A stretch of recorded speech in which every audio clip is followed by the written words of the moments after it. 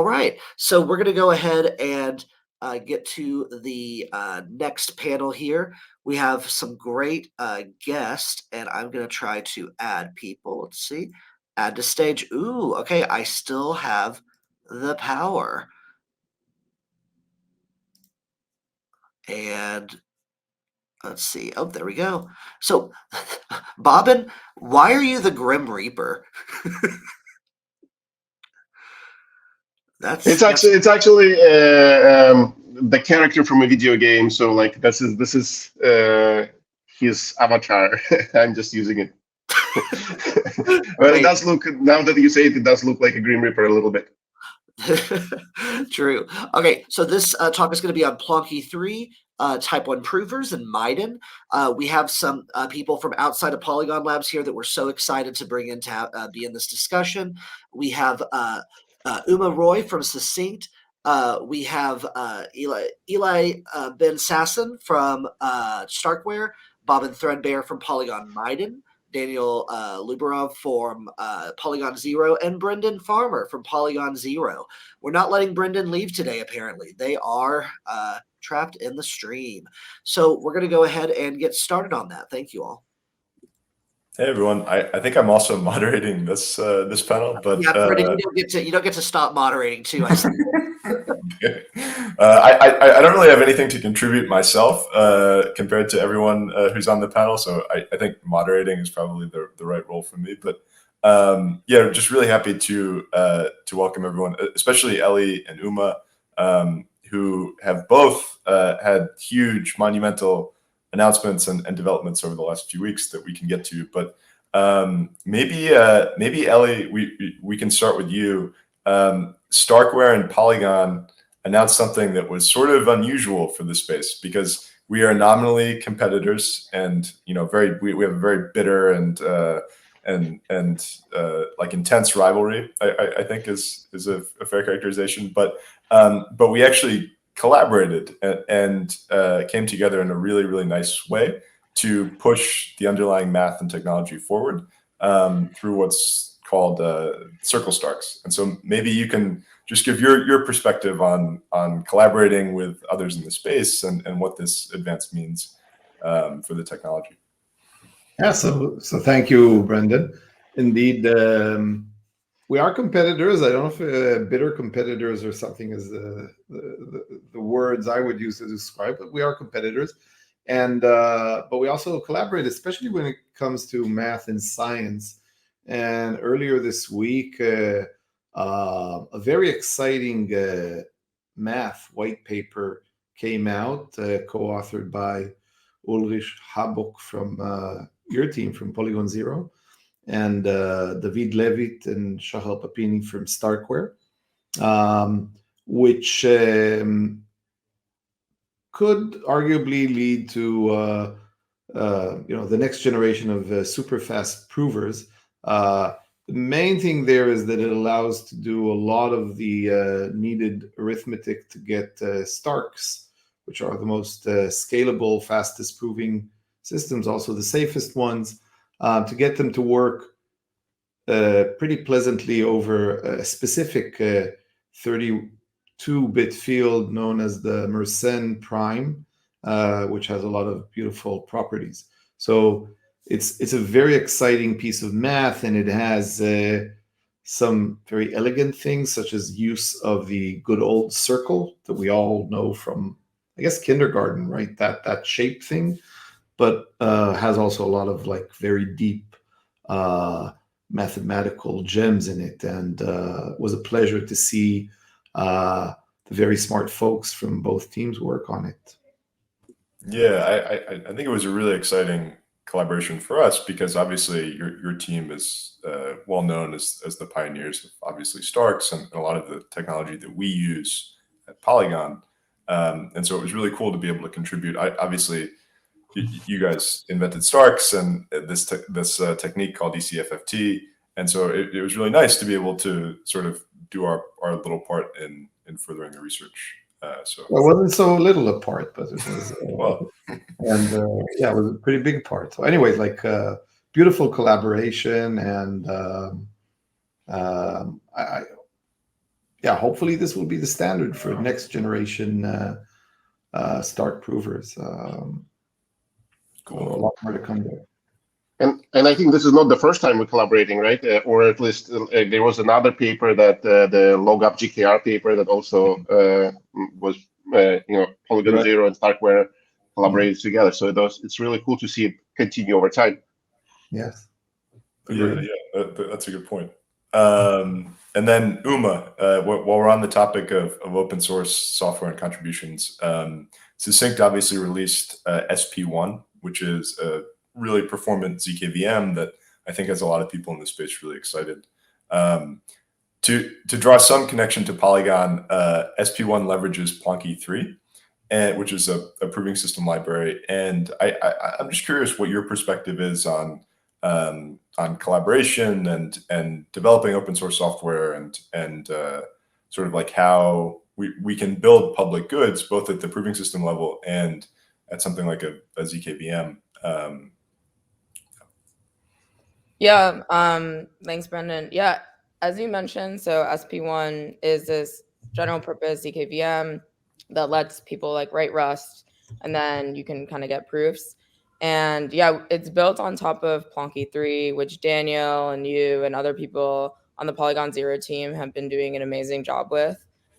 We were big users also of Plonky2, which was kind of like the previous iteration before Plonky3. And Plonky3 has been really awesome to use. I think one thing that's really nice about open source is, for example, the Circle Stark work, from my understanding, will be integrated into Plonky3, and then that will help make things like SP1 or other projects built on top of Plonky3 automatically faster without us having to with us being able to take advantage of it with like a few configuration changes and things like that. We've also contributed back upstream to Plonky3 in some cases, I think helping out with the verifier, things like that. So that's also been really fun to collaborate with Daniel and like other people at Polygon Zero. So yeah, overall, I think we're really big fans of open source because the progress compounds and like helps make all the projects in using that technology better. So that's been like really awesome to see. Awesome. Well, I think that's a good segue to Daniel.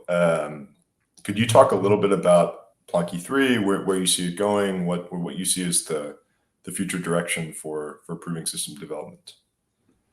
Yeah, definitely. So I'd say there were a couple motivations for Plonky3. When we look back at Plonky2, it was a nice library that's easy to use, but it had certain limitations. It had it didn't have much flexibility. It basically did things one way, and that was it. So it used Plonky circuits or simple Starks, and it used, for example, Poseidon as the hash, and that was pretty baked in. It always used a Fry-based polynomial commitment scheme, and yeah, it just didn't have too much flexibility. So as we started learning about new techniques that we wanted to experiment with, we couldn't really integrate them easily into Plonky2. So Plonky3 is much more modular. We have all of these abstractions for things like polynomial commitment schemes, low degree tests, a sort of vector commitment scheme type primitive, and so forth. So we can implement not just kind of standard Starks, but also more exotic ideas. For example, there was the idea of kind of taking Starks and then replacing Merkle trees with a RSA based vector commitment.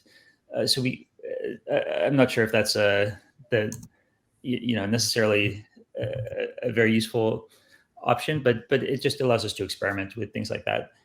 I think the other really nice thing about Plonky3 is it has more powerful batching support. So in Plonky2, we built this ZK-EVM on top of Plonky2, and it really involved several Starks that get connected together. And with the way we approached that in Plonky2, each Stark would basically get its own Merkle tree and its own Fry instance. So it was nice and simple, but as we added more Starks to this system, we would just have more overhead from all of these different Merkle authentication paths that couldn't reuse any common nodes, and these separate FRI instances. And in Plonky3, we just allow all of that to be combined into one big Merkle tree and one FRI instance, even if the lengths don't match. Oh, awesome. And then Bobbin, last but not least, Polygon Miden. This is going to be a very big year for Polygon Miden. Maybe you could give us a little bit of a preview of what's to come, and then how you think about taking sort of underlying R&D advancements like happened with CircleStark and implementations like Plonky3, and kind of incorporating those into the Miden roadmap. Yeah, definitely. So I'm personally very excited about Plonky3 as well. Right now, just to state, we're not yet using Plonky3, but I'm very much looking toward migrating Miden to use Plonky3 because Daniel mentioned a few advancements, but I think one of the things I would like to highlight is that what it allows this different batching, what it allows you to do is to have different start tables or execution traces of different lengths and combine them in a much more efficient way. And you only pay for what you need. So, for example, in Miden, we don't currently do that. You kind of have a single table and or a single execution trace, and you kind of pay for the longest poll. But with this new technique, we would be able to kind of make it even more efficient because expensive things were not expensive, but the long poll can be in its own execution trace table, and you can then combine them together. So this is very exciting. In terms of overall roadmap for Miden, for now, we're focusing less on the proving system stuff, just because we're trying to get the actual rollup up and running. I think we're at the point where we have our DevNet kind of running already. We have a node, and over the next couple of months, we'll make this public so that people can experiment with that. And the idea is to get to mainnet later this year, so that we can actually have people use Miden in a more kind of real world scenario, so that we can also learn from kind of use cases that people want to use Miden for. At this point, we have a few ideas. I think last week we announced this Pioneers program where they will have a few projects building on Miden, trying to use specifically some of the things that Miden allows, like local proving and things like that. And I think thinking into the future right now, in my mind, if you want to generate proofs on the server side, we're very close to the point where with things like Plonky3, you will get to a point where the proof costs are fairly small. Miden actually wants to do it on the client side as well, and this is where further advancements with Plonky3 and maybe even beyond would be very interesting, because on the client side, you are quite a bit more constrained. Frequently, you want to run on the laptop or even a smartphone. And taking this is the kind of the next frontier in my mind, where we've got to a point where on the server side proofs are almost negligible. We still probably have a couple more years to go until we get to a point where the proof costs are truly negligible, but on the client side it may take a bit longer. Mm-hmm. Yeah, that makes sense. I think just to step back for context, if people are confused about Polygon has ZKVM and CDK and Miden and the Ag layer, Polygon Miden chains will be, at least the way that I think about them, will sort of be an option for CDK. And so they'll sort of be units and execution environments in this broader ecosystem that's connected by the Ag layer. And so I think that's a really, really exciting thing, because it means that you can have these amazing, innovative features on the execution environment side that are brought by Miden, and those can interoperate with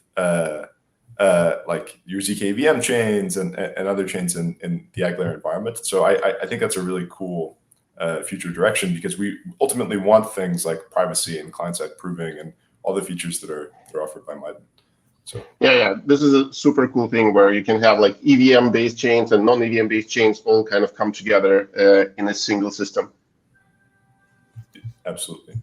So Ellie, I'd like to go back to you. I think as someone who's been maybe more than anyone else in the validity rollup space, a core contributor and pioneer of the underlying technology, I'm really curious, while we have you here, where you see the technology going from the R&D side. Like, are we just going to see sort of steadily increasing efficiency and reducing cost for proof generation? Are we going to see more of a switch to hardware? Like, where will the advancements come from in your view, and sort of how close are we? So I think first we'll just see optimizations on existing hardware, CPUs and GPUs, and I think in this respect, both things like RISC-0 working with the Baby Bear Prime 32-bit and the new proof systems, Plonky3 and stuff we're working on that will use Circle Stark will probably be the next standard generation. Let's call it 32-bit primes. And first of all, we'll just see it optimized on the CPUs and hardware. And there's a long way to go there and make things just a lot more efficient. That's probably the next step. Further down the line, I think that in terms of like the math, probably people will continue to explore also binary fields and maybe smaller fields and more exotic curves, than the circle and elliptic curves, stuff like that. But also, once you're down to things like 32-bit primes, this is already a very good point to think about hardware. It's just that for hardware, you want to know that there's going to be massive demand, in the tens to hundreds of thousands of computers that need to run it all the time at very high efficiency. And yeah, maybe now we're starting, now or in a year, maybe we'll start to see not yet the demand, but getting ready for the demand. And the last thing that I'll say is that probably we'll just see a lot more usage of mostly I think Starks, but like in general proving systems to do things like layer 3s and layer 4s, client-side proving, maybe even a little bit. We're not yet. I mean, privacy will come at some point. It's not that it's not important. Just the UX aspects of doing privacy right make it something that will come later. So summarizing, I think the next generation is probably going to be something around 32-bit fields, probably primes, but maybe also, which means that it's really, really there's a very good fit with existing hardware on CPUs and GPUs. And this will open the door to a lot more client side and just, end user usage at much higher speeds. And then hardware optimized things, maybe, we're still, let's say, 1 year out from starting to plan them, or maybe 2 years out. Yeah. But I'm very, very optimistic about the usage of proving systems to boost integrity and expand the scale of blockchains. No pun intended with the use of optimistic there, obviously. No pun intended. I'm very optimistic about validity rollups. I'm even optimistic about optimistic rollups ending up being validity rollups, and I think they even say that that's their plan. It really is there's just a lot more. I mean, validity rollups and especially Starks, post-quantum secure, no trusted setup, very high efficiency. They really are, to the best of my knowledge, the end game for scaling integrity. So yeah. Yeah, I mean, certainly in Polygon's view as well, because we use them fundamentally in all of our rollups. I need to jump off, but great to see all of you. Yeah, likewise. All right. Well, I guess, Uma, back to you. So maybe you could, I could ask a version of the same question, but instead of for the underlying proving systems, we could talk about ZKVMs. And so I'm really curious what you see as kind of the short-term and medium-term roadmap for ZKVMs. I think to give people a little bit of context, a general purpose ZKVM, like you said, allows anyone to take Rust code and they can just compile it to run. They don't have to write circuits or sort of ZK-specific languages. And I think it's an interesting thing because like when we were doing the ZKVM, I thought to myself, and I sort of said this, that like it's a mistake to ever bet against the development of technology. This technology is progressing so quickly, and like the number of things that are possible with ZK is expanding so rapidly, and it's a mistake to be sort of pessimistic about it. And I have this like sort of weird feeling looking at general purpose ZK VMs where I expected that they would be a little bit further off, and that it would take a little bit longer to achieve the performance that like SP1 has achieved. And so I think it's, yeah, it's sort of an interesting thing where the technology is developing really quickly. And I think that there's this sense where looking at something like SP1, it's not the finished product. Like it's something that is like at the early stage, and there's a lot of room to optimize and to make it faster. And so maybe you could talk a little bit about that process and how you see it. Yeah, I think I totally agree with your sentiment that general purpose ZK VMs have progressed a lot faster than maybe a lot of us thought. I think even personally, our team had written a lot of circuits for a lot of different bridging use cases.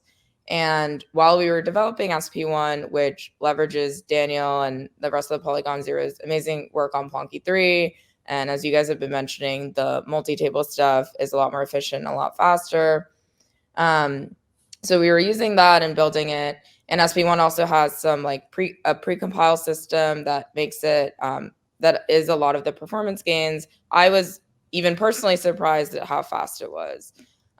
There's like some anecdotes from people on our team trying it out for use cases like a Tendermint-like client. And actually like our performance with SP1 is within striking distance. I would say maybe a factor of 2 or 3 off from our circuits, which were, took months to build and develop. And then with the SP1, you can just write it in an afternoon. And yeah, Brendan, as you mentioned, this is still like very early days. I think there's a lot of even really simple optimizations that we could do or other people can do. I know the Mersenne stuff going into Plonky3 is going to be another speed up. And one interesting thing is we recently released SP1 Ref, which is kind of an implementation of a ZK EVM using something like SP1. And we found that the performance was maybe within a factor of 5, certainly within an order of magnitude of the Plonky2 ZK EVM. And you guys did like such an amazing job with that. And I think it was like a really, really big endeavor. I've seen the code. There's a lot of like handwritten assembly. There's just a lot of complicated moving pieces. And don't for our own sanity, don't tell us how quickly you were able to write the rest. Okay, do it. But yeah, it was so 2 people on our team spent like the weekend doing it. And it was like 2,000 lines, of very maintainable, reusable Rust code. It took a weekend, and yeah, it was within like, I think, an order of magnitude of performance. And we haven't even started optimizing a lot of things. And I think there's a lot of room to use like more optimized primitives and, get that performance even further down.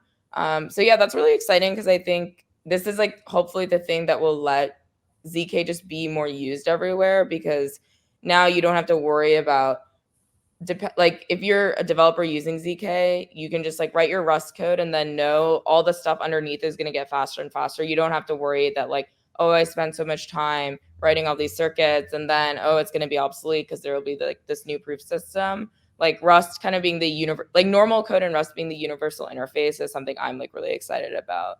And yeah, hopefully just embed ZK into like every single application, like every single rollup, every single bridge, every single Oracle, every single coprocessor, hopefully ends up using ZK like in this form.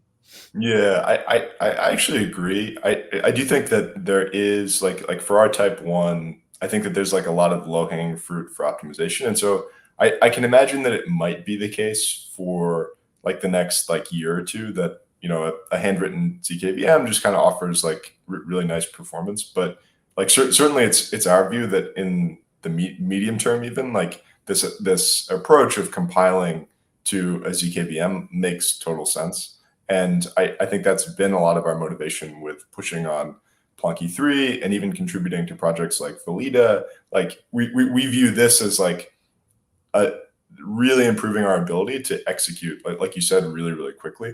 And I think like developer velocity can trump like performance, especially if like the performance margins in absolute terms are like really pretty small. And so I think it's like really, really exciting work. Yeah, totally.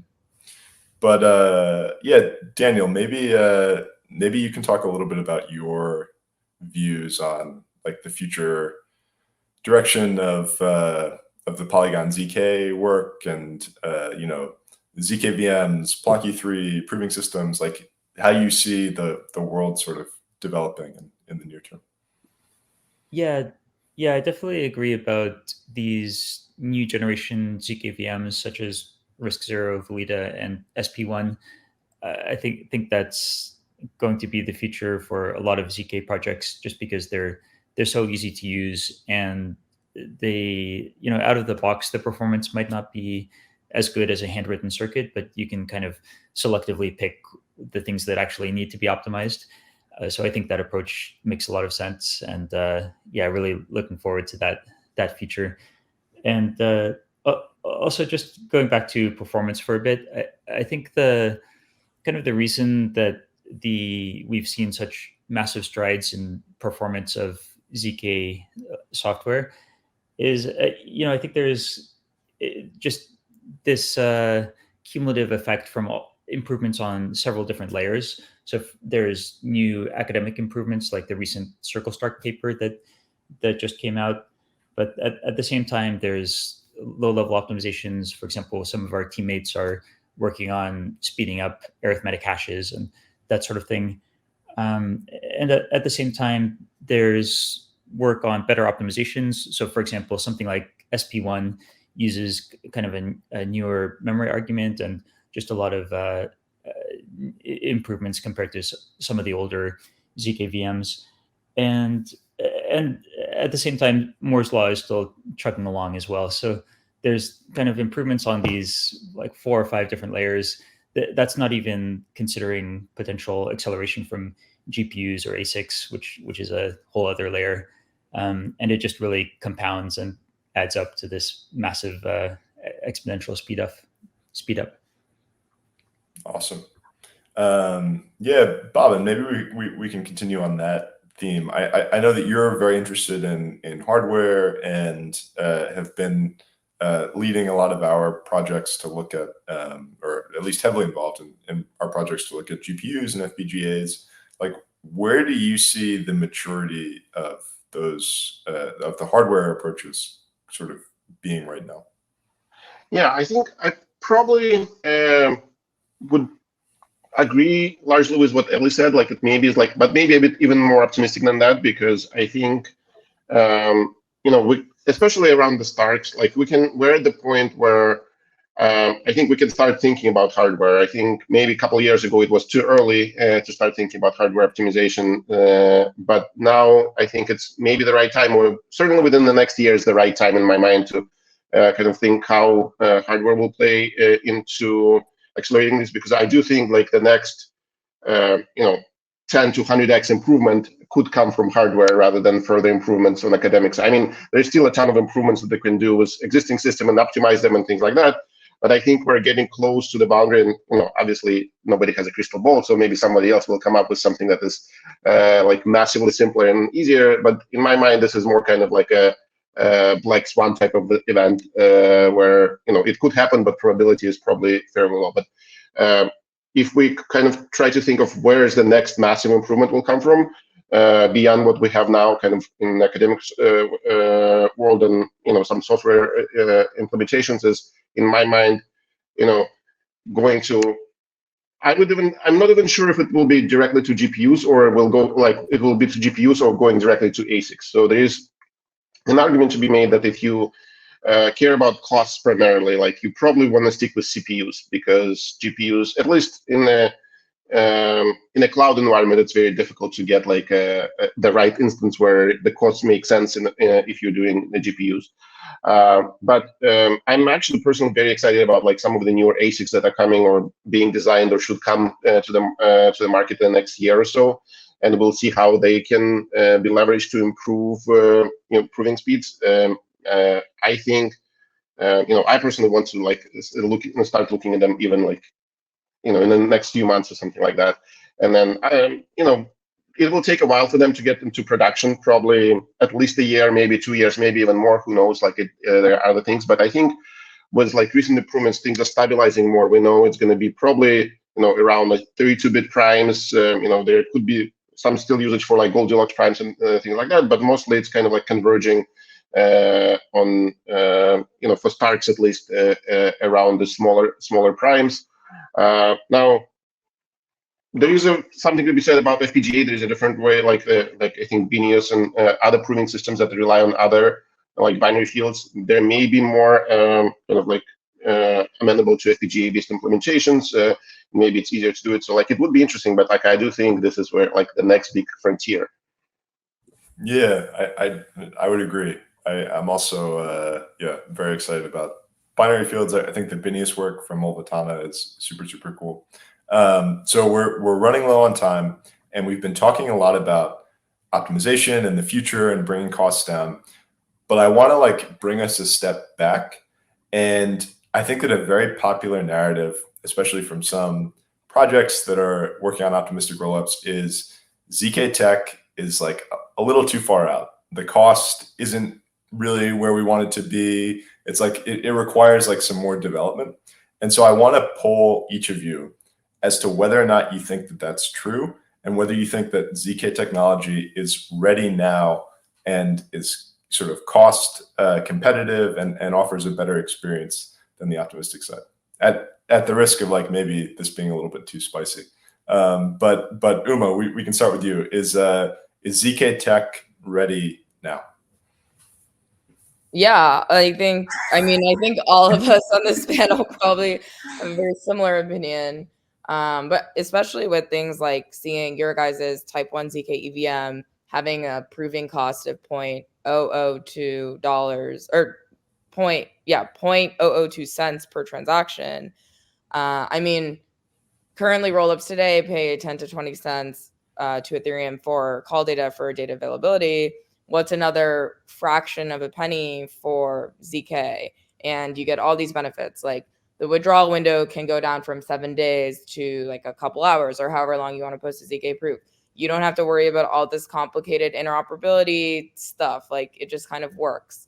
A lot of optimistic rollups still don't have working fraud proofs in production, and you can just like skip those steps and just use like ZK. Something I like to kind of like think about and tell people is ZK is in some ways actually very simple, because it is this simple black box primitive where you say, hey, I have this function, and then I give you a proof, and then like that state transition function happened properly. Like there's no interactive game, there's none of this stuff.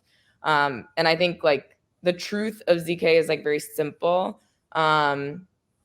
Once you kind of have like the proving system stuff out of the way and everything abstracted down. So I think it's like ready now, and like it is kind of surprising even that more people aren't like transitioning over to it, because I think it could help solve a lot of problems with a lot of their stacks. Awesome. I think that's a really good way to put it. And we're super short on time. Daniel, ZK Tech, here now, here today. I'd say definitely yes for proving blockchains. It's more or less a solved problem now. There are always a few more challenges. Like there's a team that I've been talking to that's proving LLM inference, and that's still a hard problem. But yeah, for proving blockchain execution, it's I think we're already there. Awesome. Bobbin? So I would say two things. First, is ZK Tech ready for you? And it depends on one factor. Right now, it depends on one factor. Do you have a like ZK talent in-house that could develop this? At this point, I would say it is ready for you if you have the ZK talent. But with work with like Uma and RiskZero and others are doing, maybe like in a year or so, it will be at the point where it is ready, even if you don't have a ZK talent. And that's where we're all trying to get to. Yeah, that's a great way to put it. And I would say, just to note, to be very, very spicy, in order to have parity in safety with zero-knowledge proofs, with ZK rollups, optimistic rollups need permissionless fraud proofs. And to my knowledge, no one has permissionless fraud proofs, but we do have ZK proofs. So kind of leave on that note. But yeah, thank you all very much for participating, and really enjoyed it.